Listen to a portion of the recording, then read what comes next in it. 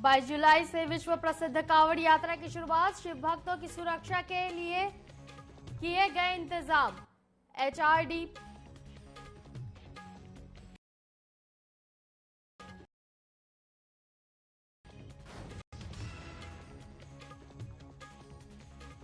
कांवड़ मेले के दौरान बंद रहेगी मीट की दुकान। कांवड़ क्षेत्र की यात्रा के मार्ग पर लिखना पड़ेगा दुकानदारों को अपनी पहचान।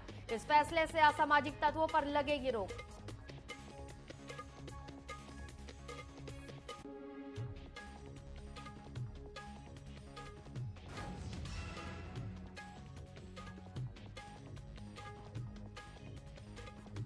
लोकसभा चुनाव में कांग्रेस की हार पर पूर्व मंत्री हरक सिंह रावत का बयान। लोकसभा चुनावी चरण को बताया हारने का कारण।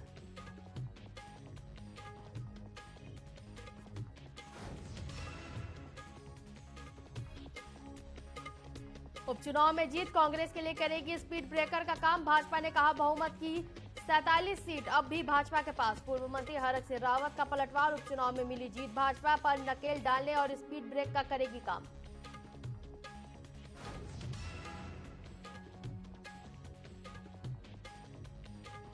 और उत्तराखंड में लगातार वृक्षारोपण कार्यक्रम आयोजित। वृक्षारोपण के सक्सेस रेट को बढ़ाने की पहल। प्रदेश में सभी वर्ग, सरकार और एनजीओ वृक्षारोपण कार्य में जुटे।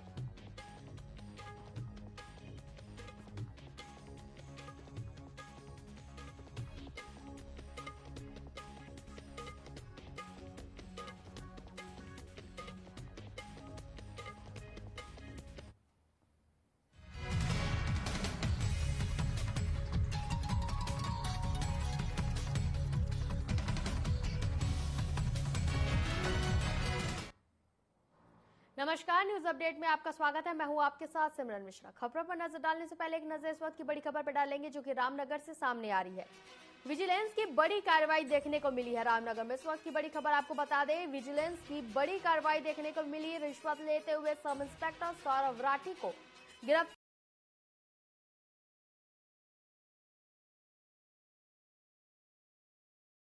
किया के नाम पर पैसा लिया जाता था। बंद कमरे में विजिलेंस की टीम पूछताछ कर रही है इस पूरे मामले को लेकर।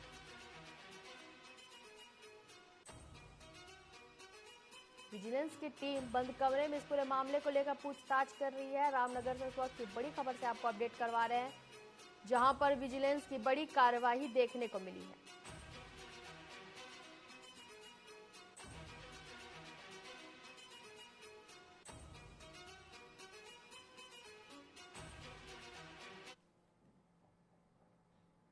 बढ़ते हैं खबरों की ओर। तो उत्तराखंड में लोकसभा की 5 सीटों को हारने के बाद उपचुनाव की 2 सीट कांग्रेस ने जीतकर कांग्रेस जानों ने उत्साह भरने का काम किया है। लेकिन भाजपा ने कहा कि उपचुनाव में हार से कोई फर्क नहीं पड़ने वाला। बहुमत रावत ने कहा कि अपनी बात को समझाने के लिए कुछ भी कहे। मैंने उपचुनाव में हुए अपने भाषणों में कहा था कि ये चुनाव सरकार बिगड़ने या बनाने का नहीं है, बल्कि उपचुनाव में मिली जीत भाजपा पर नकेल डालने और स्पीड ब्रेक का काम करेगी, सरकार की मनमानी को रोकेगी।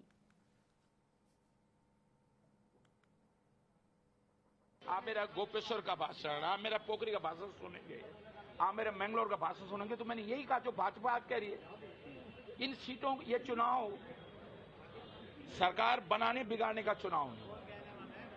ये चुनाव मैंने कहा जोशीमठ के बद्रीनाथ विधानसभा की, मैंगलोर विधानसभा के जनता का एक एक वोट भाजपा को नकेल डालने का चुनाव है। स्पीड ब्रेकर का काम करेगा, सरकार की मनमानी रोकेगा। सरकार को लगेगा कि हमारी उल्टी गिनती शुरू हो गई है। आप मेरा लोकसभा चुनाव में कांग्रेस की हार को लेकर पूर्व मंत्री हरक सिंह रावत का बयान सामने आया है, जिसमें उन्होंने कहा कि हम 2 कारणों से लोकसभा चुनाव हारे हैं। पहला कारण, चुनाव पहले चरण में ना होकर तीसरे चरण में, चौथे चरण में होते। दूसरा कारण है कि अगर हमारे सीनियर नेता चुनाव लड़ते तो नतीजा कुछ और होता। हम लोकसभा चुनाव में 2 या 3 सीट जरूर जीतते। वहीं उन्होंने आगे कहा कि अभी हम मंगलौर और बद्रीनाथ उपचुनाव जीते हैं। अगर हम लोकसभा में भी इसी तरह कार्य करते तो हम लोकसभा चुनाव भी जीतते। वहीं आगे उन्होंने कहा कि अगर बीजेपी जीत रही है तो कांग्रेस को इस पर मंथन करने की आवश्यकता है। उन्होंने कहा हमें अपनी गलतियों को पहचानना चाहिए। मैं दे चुका हूं और मैं एक बात मेरे अपने छोटे से बुद्धि से जो मैं सोचता हूं कि दो कारण बने। एक तो ये पहले चरण में चुनाव हुआ तो जब तक माहौल जैसे इंडिया गठबंधन का माहौल पूरे देश में जो तीसरे चौथे चरण के बाद बना, अगर यही चुनाव अगर तीसरे चौथे चरण में होता तो उत्तराखंड में कांग्रेस जीतती। 5 सीटें तो नहीं जीतती, 2 या 3 सीटें हम जीत सकते थे। नंबर 2, अगर हमारे सीनियर नेता, मैं किसी का नाम नहीं ले रहा हूं, वो चुनाव लड़ते तो भी कुछ बात ही अलग होगी।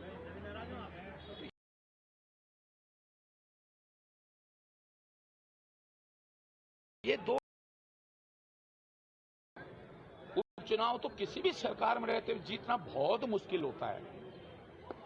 पूरी प्रदेश सरकार ने ताकत लगाई, पूरे गुंडागिर्दी की, धन बल साम दाम सब कुछ अपनाया, फिर भी हम जीते ना।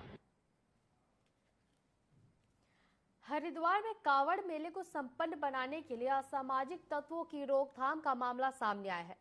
दरअसल पुलिस ने एक बड़ी पहल की है, जहां अन्य क्षेत्रों में कावड़ मेले में ट्रैफिक की व्यवस्थाओं के साथ मीट की दुकानों को बंद किया गया है और वहीं स्थानीय व्यापारी तथा अन्य समाज सेवी पुलिस प्रशासन को पूरा सहयोग देने का आश्वासन दिया है।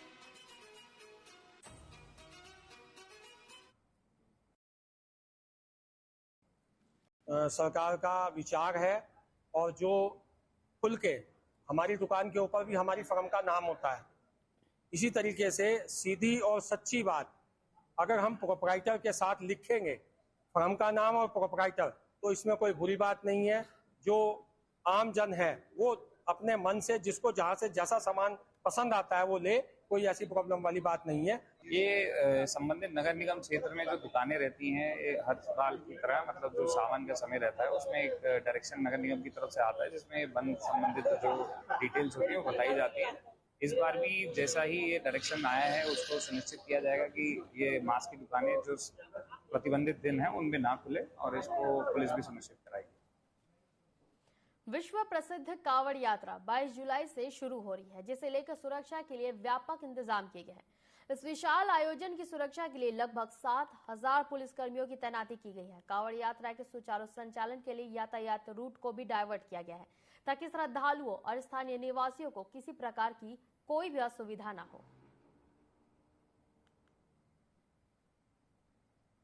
पूरे कावड़ क्षेत्र को हम लोगों ने 21 सुपर जोन और 54 जोन में और 176 सेक्टर्स में बांटे हैं। करीब 7,000 के आसपास हम फोर्स लगा रहे हैं, जिसमें हरिद्वार के अलावा पौड़ी, टेहरी और देहरादून में भी फोर्स लगेंगे। ये बहुत बड़ा प्रिपरेशन है और बहुत बड़ा पुलिसिंग चैलेंज है, क्योंकि पिछली बार 4 करोड़ के आसपास लोग यहाँ आए थे कावड़ यात्रा के दौरान।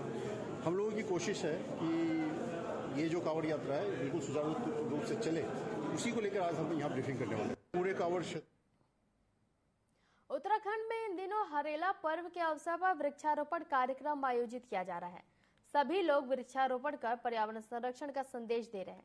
प्रदेश के वन मंत्री सुबोध उनियाल ने कहा कि वन विभाग के प्रेजेंटेशन में वृक्षारोपण के सक्सेस रेट 30% बताए जाते हैं। सक्सेस रेट को 70 से 80% करने का प्रयास किया जा रहा है।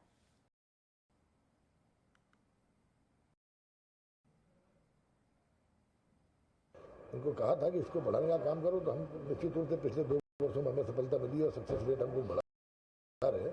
लेकिन हरेला क्योंकि सीधे सीधे कम्युनिटी से जुड़ा हुआ, सीधे सीधे लोगों के द्वारा इसका और लोग और विभिन्न विभाग, जैसे कि हम कई मिशन, हम निरंकारी मिशन से लेके कई तमाम बैंक्स जो हमारे हैं ये हम पे आए हैं और इनको हमने जमीन दी, उसको दे रहे हैं, उसको दे दी। वो उस पर पेड़ लगाने के बाद स्वयं उसको 3 वर्ष तक मेंटेन करते हैं। आने वाली 22 तारीख से सावन माह की शुरुआत होने वाली है। हरिद्वार में पिछले 10 दिनों से कावड़िए कावड़ लेकर जा रहे हैं। पिछले 2 दिनों से कावड़ों की संख्या लगातार बढ़ रही है। जैसे जैसे शिव भक्त धर्मनगरी हरिद्वार पहुंच रहे हैं, वैसे वैसे उनके सेवक भी कावड़ शिविर के आयोजन की तैयारी कर रहे हैं। समाज सेवी गोपाल चंद्र मित्तल ने बताया कि शिव की भक्ति और शिव की शक्ति मात्र शिव को जलाभिषेक करने से नहीं होती, कांवड़ियों की सेवा करने से भी होती है। ये शिविर सिर्फ और सिर्फ आपकी सेवा से लगाया गया है। आप हमारी सेवाओं का लाभ उठाएं और भगवान से प्रार्थना करें कि शिविर हमेशा आपकी सेवा में लगा रहे। मतलब शिविर में हम लोग हमारे यहाँ मशीन लगी हुई है रोटी बनाने के लिए, तवे की रोटी बनती है, जिसमें 1 घंटे में 3000 रोटियाँ जो है बनती है। और ये आप ये नज़र लगा लीजिए कि 20 घंटे लगातार मशीन मतलब चलती ही रहती है, जिसमें हम एवरेज में 50,000 रोटी डेली की काउंट करते हैं। ये शिविर 4 धामों के नामों का दुरुपयोग रोकने के लिए कैबिनेट में पारित प्रस्ताव का हरिद्वार में संतों ने स्वागत किया।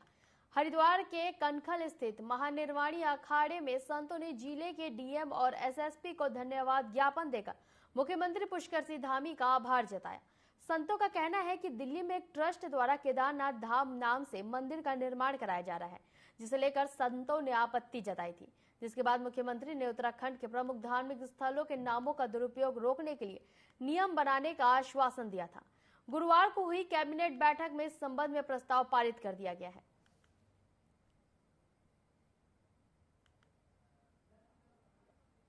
मैं मुख्यमंत्री जी का भूरी प्रशंसा जितना करूं उतना कम है, और वाकई इस यशस्वी मुख्यमंत्री का मैं बहुत धन्यवाद देता हूं कि इन्होंने एक सनातन धर्म के लिए जो कार्य किया है, तथाकथित कुछ जो बनावटी साधु के भेष में आकर के अपने दुकान चला रहे थे, अपनी छपास की बीमारी को वो समाज में परोस रहे थे, उस सब पे बैन लगा हुआ है और बहुत अच्छा काम किया इन्होंने। केदारनाथ मंदिर और केदारनाथ धाम बनाने जा रहे हैं और किया था, उसमें इस तरह की भ्रांतियां फैली, समाज में भ्रांतियां फैली, तो इसलिए संत समाज में भी इसका आक्रोश था। और आक्रोश होने के कारण हम मुख्यमंत्री जी से भी बात करी और उन्होंने भी कहा गुरुजी मैं इस काम जल्दी ही इसके लिए सख्त वो कानून बनवाऊंगा और करूंगा, ताकि इस तरह का दुरुपयोग कोई लोग नहीं करे। 4 धाम है, 12 ज्योतिर्लिंग है, 52 पीठ है, तो इस तरह का कोई दुरुपयोग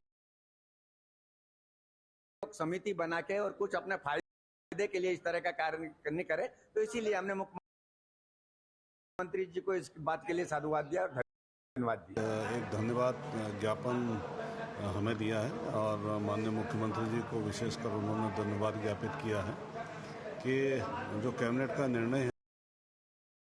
अजीत सिंह ने प्राचीन अवबुद्ध मंडल आश्रम में रक्तदान शिविर का आयोजन किया, जिसमें मुख्य अतिथि के रूप में हरिद्वार सांसद त्रिवेंद्र सिंह रावत उपस्थित रहे। इस दौरान उन्होंने रक्तदान करने वालों को रक्तवीर कहा और कांवड़ यात्रा में ढाबा संचालकों को दिए गए निर्देश को सही बताया।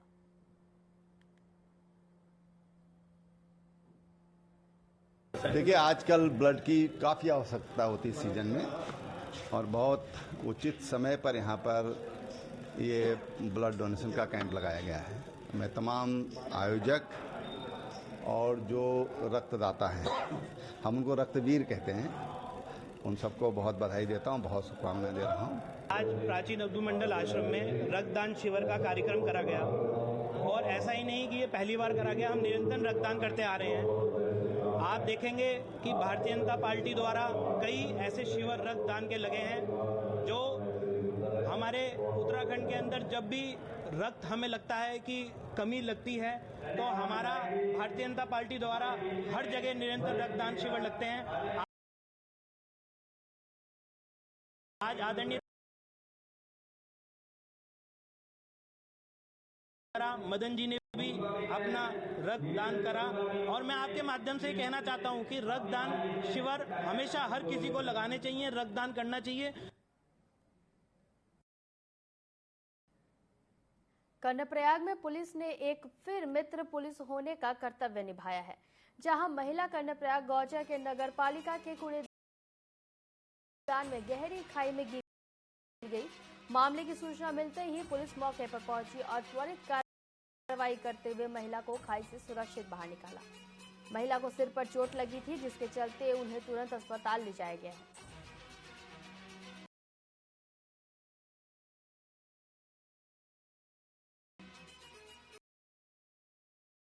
ने मार्च माह में इस अस्पताल का निरीक्षण किया था। सीएमओ डॉक्टर अभिषेक गुप्ता ने बताया कि चमोली जिला अस्पताल बेहतर स्वास्थ्य सेवाओं के चलते नेशनल क्वालिटी इंश्योरेंस के मानकों पर खरा उतरा है।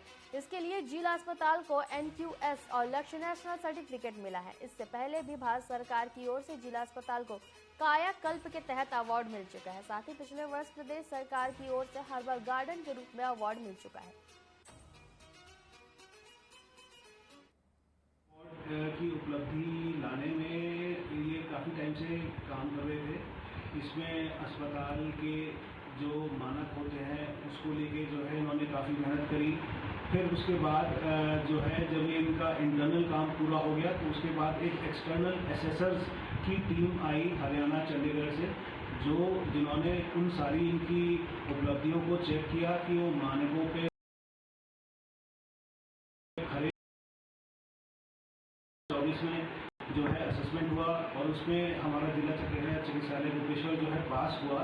तो इसके बाद हमें जो है ये quality certificate under NQS programme को जो है ये अवार्ड मिला। इस अवार्ड की उपलब्धि अल्मोड़ा में पद स्वीकृत करने की मांग को लेकर अल्मोड़ा मेडिकल कॉलेज के बेस अस्पताल में तैनात आउटसोर्स संविदा कर्मचारियों ने जोरदार प्रदर्शन किया। कर्मचारियों ने शिखर तिराहे से चौघान पाटा तक जुलूस निकालते हुए स्वास्थ्य मंत्री और सरकार के खिलाफ जोरदार नारेबाजी की। कर्मचारियों ने पद स्वीकृत नहीं करने पर आंदोलन तेज करने की चेतावनी दी है। जिस समय लोग जनता से, हॉस्पिटल से, सबसे पीठ मोड़ के नौकरी छोड़ के घर बैठे थे, तो हम अपने परिवार के भरण पोषण के लिए हमने कोविड काल में अपनी जान दी है। सर, हम अभी बहुत परेशान है, इसलिए हमने ये आज गांधी पार्क में जो धरना दिया है इसीलिए दिया है। हमारी सुनवाई नहीं हो रही है। हम बड़े खुश थे कि अल्मोड़ा में मेडिकल कॉलेज खुल रहा है, लेकिन धिक्कार की बात है, डूब मरने की बात है। छोटा सा बेस था तो हमें कभी तनख्वाह की दिक्कत नहीं आई। सर, आज हम इतना परेशान होकर, मजबूर होकर अधिकारियों के आगे गिड़गिड़ा रहे हैं कि हमारे पद स्वीकृत कर दो, तो वो सीधे ये बोले कि देहरादून जाओ। सर, हम मेडिकल कॉलेज है अल्मोड़ा के, जो हमारे यहाँ कंपनी आई है PCS, उसके सभी कर्मचारी हैं। और दूसरा ये है कि हम कोविड काल से यहाँ पर कार्य कर रहे हैं। उस समय से हमको ये नहीं बताया गया कि आपके यहाँ पर स्वीकृत नहीं है। बस ये है कि सैलरी देते गए। अचानक अभी एक FC सर आए, उन्होंने वेतन हमारा रोक दिया गया। वेतन रोका तो हमको पता चला कि हमारे पास स्वीकृत नहीं है यहाँ पर। अब क्या हो रहा है कि 4 महीने से जो है लोगों की सैलरी, मेरी सैलरी रोक दी गई है। उसका मेन कारण ये है कि हमारे पास स्वीकृत नहीं है। लोगों के परिवार कैसे चल रहे हैं ये वो नहीं जानते हैं। जिनको 90-20, 2-2 लाख रुपए सैलरी मिल रही है ना, उनके पास हम जा रहे हैं कि सर हमारा कुछ कीजिए। वो कह रहे हैं हमारे हाथ। उत्तरकाशी के नगर पालिका में पेयजल किल्लत को लेकर अनिश्चितकालीन धरना का मामला सामने आया है, जहां लोगों ने पेयजल पंपिंग योजना की वित्तीय स्वीकृति की मांग को लेकर सरकार के खिलाफ जमकर नारेबाजी की है। और वहीं पुलिस ने आंदोलनकारियों को जबरन उठवाकर थाने ले जाने के बाद वापस धरना स्थल छोड़ दिया।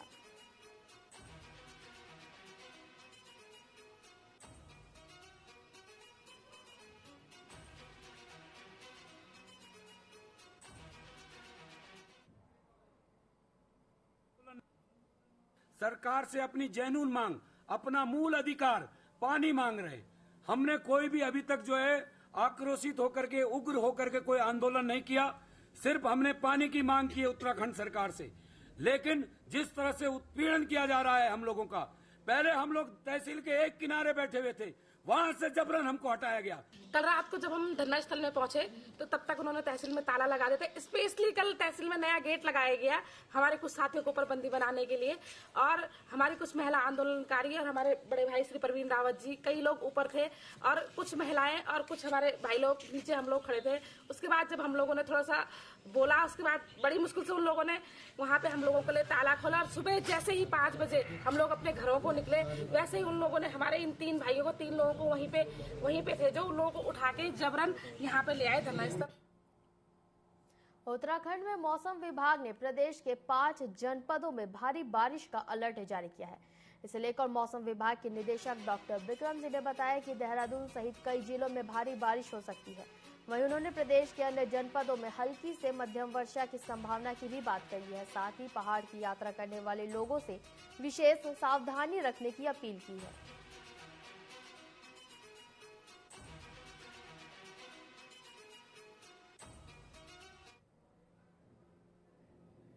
उत्तराखंड के लिए मौसम की बात करें, आज 20 तारीख जुलाई की हो गई है और देख रहे हैं कि ठीक ठाक बारिश प्रदेश में मिल ही रही है, नॉर्मल के आसपास एक्टिविटी चली रही है।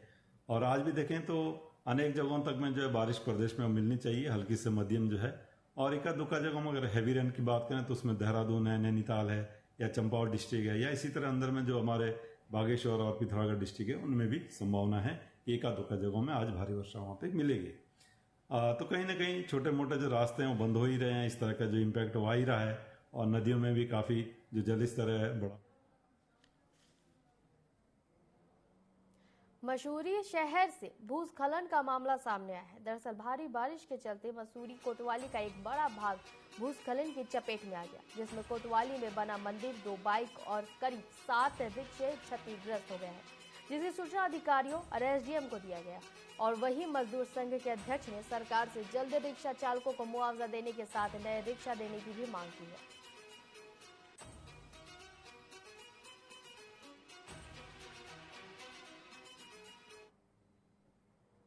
सारा नुकसान हो गया सर, सब टूट गया, उसी में मेरा गुजारा हो रहा था सर।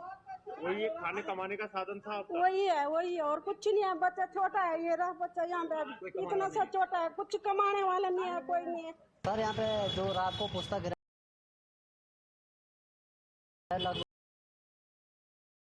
माल का खतरा नहीं हुआ। हमारे कम से कम 7-8 रिक्शे यहाँ पे दबे हुए हैं जो कि पूर्ण तरीके से क्षतिग्रस्त हैं।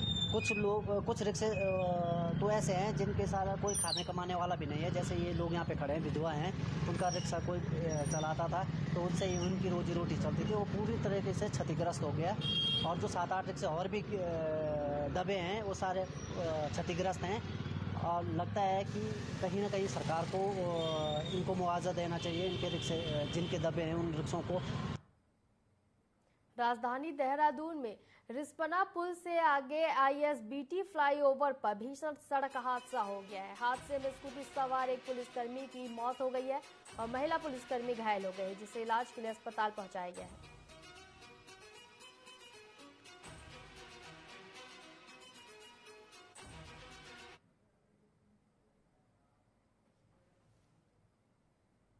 हल्द्वानी के काठ गोदाम हैरा खान मार्ग में भूस्खलन का मामला सामने आया है, जहां भूस्खलन की चपेट में आई सड़क के चलते करीब 200 गांव की आवाजाही प्रभावित हो रही है। वहीं जेसीबी मलबा हटाकर सड़क को दुरुस्त करने का काम कर रही है। बताया जा रहा है कि भारी बारिश के चलते लोगों की मुश्किलें और बढ़ सकती है।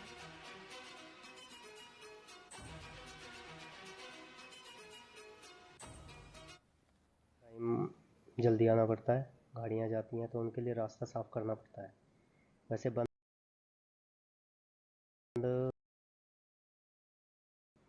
और अभी नहीं हुआ है बंद, आज दिन में सिर्फ काम किया है, सुबह से अभी तक काम किया है। इसकी चौड़ाई बढ़ाई है। क्या मलबा आता है इसमें कुछ पता चलता है?